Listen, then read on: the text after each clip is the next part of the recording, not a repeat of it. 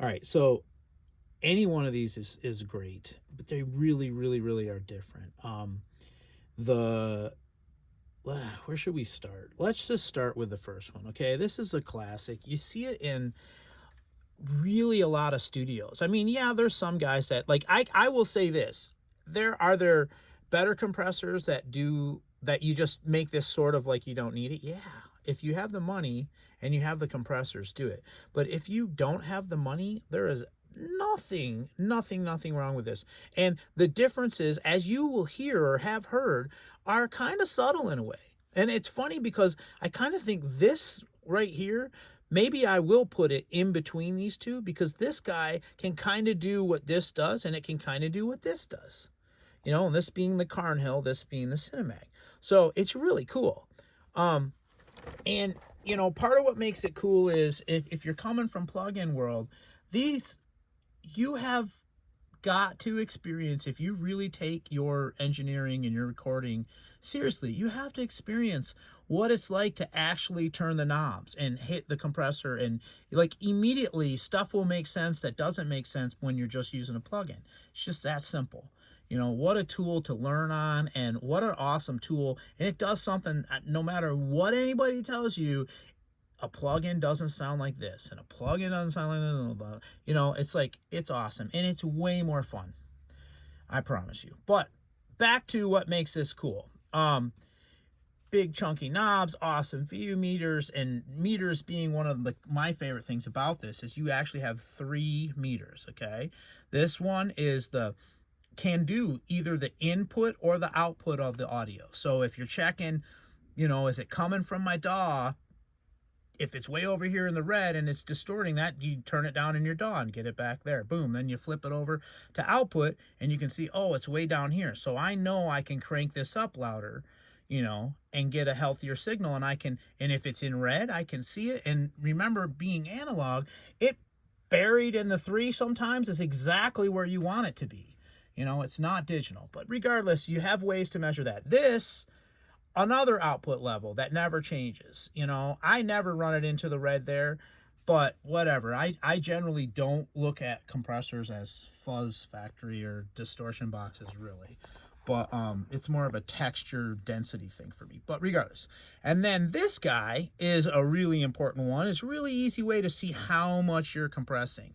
You know, just a couple, a little bit more, boom, boom, boom. Maybe get up here, you're really zapping it. And watching this and playing with the attack and release and ratio and stuff, that's where it really starts to make sense of what a compressor, how to use a compressor. And you'll use plugins better if you spend some time with one of these. Another really neat thing about these, besides the fact that you get 2 for the price of, you know, for how cheap it is that link button right there. So you hit stereo link, right? Once I hit that, then these controls control both sides, so you don't have to mess with this. These will be the same, but the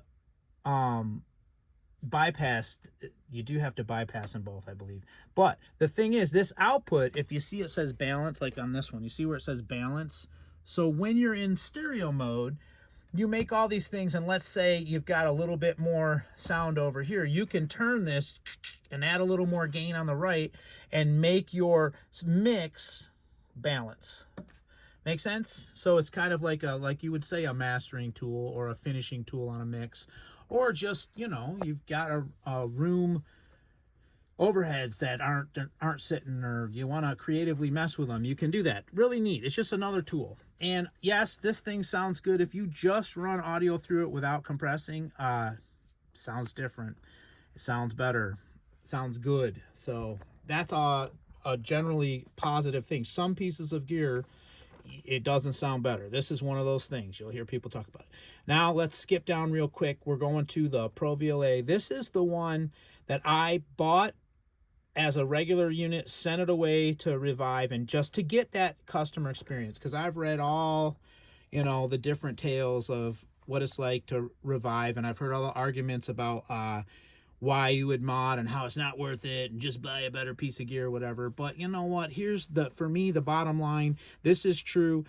I would I would definitely have to pay more money than what I have into this to get 2 channels that sound as good as this does. It's just that simple, you know. And this does something that's different than the other compressors in my rack right now, and I love it. If I had to subjectively describe it, I would say, you know, definitely Carnhill transformers are a Neve sound, right? They are the Neve sound, and a little bit softer, a little bit like softening of the transients, a little bit darker, but not necessarily dark. There's a weight and a texture, which I describe as suede. Okay, if we're talking about leather, you know, visualize this, okay? There's a shiny leather belt, right? And then there's a suede. You flip it over on the inside, there's suede. And that's what this is. It's just a little more texture, a little like not as slippery and glossy, and it is cool.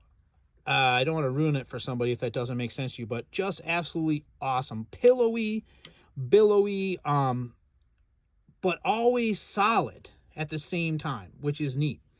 Definitely vintage sounding. This guy, Cinemag transformers, I bought this used on Reverb, so I saved, probably like $300 less than this one. So this was a steal. I put the white knobs on it because I wanted to, it looked just like this when I got it, and I just wanted it to look different. So I just ordered those on Amazon for $6 or something. This guy, cleanest of all 3. Cinemag is the cleaner one. Also, more punchy. This one can have like that goopiness to it, or like a pumpiness. This one can pump the best, let's say. This one has that like textural, fuzzy sort of, without, I don't want it to make it sound like a distortion box because it's not, but just that little more, you know, fuzzier, softer focus. Let's say that. Softer focus, pumpier, punchier, cleaner.